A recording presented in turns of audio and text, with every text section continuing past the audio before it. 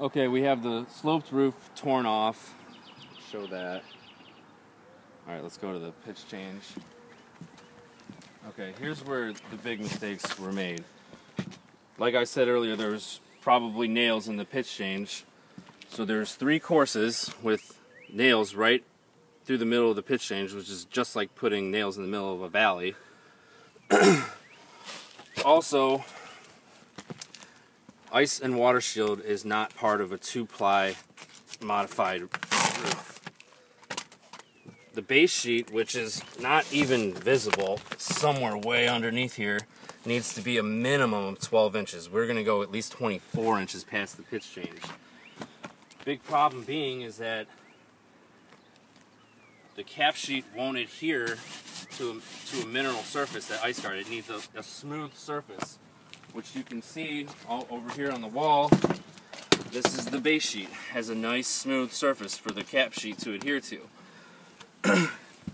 It doesn't even go up the wall past the pitch change.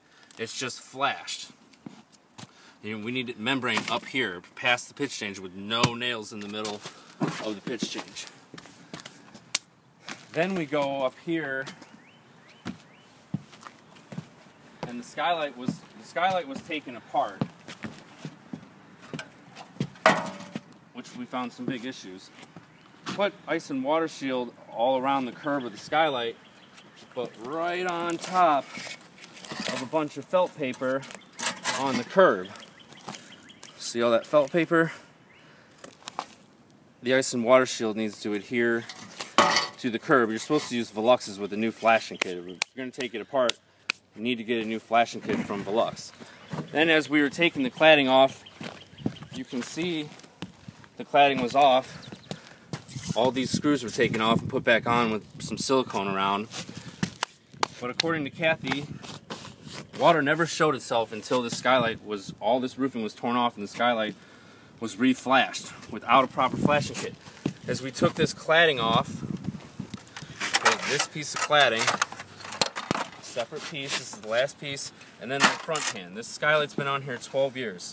This front pan is on top of the gasket. This gasket, okay, look, they even put staples in the gasket holding it down. This skylight will leak. That's why it's leaking right now. That's why you can see all this water underneath. This front pan has to be underneath this gasket. If it wasn't like that from day one, this would have been leaking.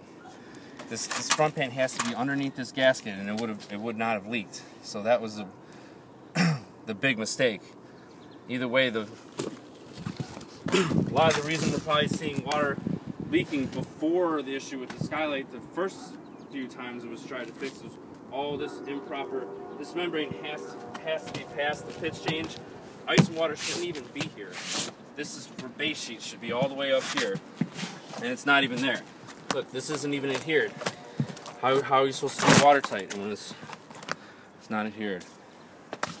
So that's it. Everything. Those are the issues. That's why it's leaking. If this had been leaking for a long time, at least it would take at least a month of this leaking. This is fresh. This is a fresh leak. This is OSB, rots quick. It's solid. I don't even need to replace it. It just needs to dry out for a couple more hours. Once I rip all this off, look at that. This wood would be completely rotted in 3 months if this gasket was behind the front pan. This is brand new. You can tell this was just done. Fresh water. This is why it's leaking. All because of this gasket not being on top of the front pan. Fresh water, brand new leak. That's why it's leaking on the inside of the house now. Not even a month. If this was leaking for a month, this would be completely rotted. It just needs to dry out. So that's the conclusion. Done.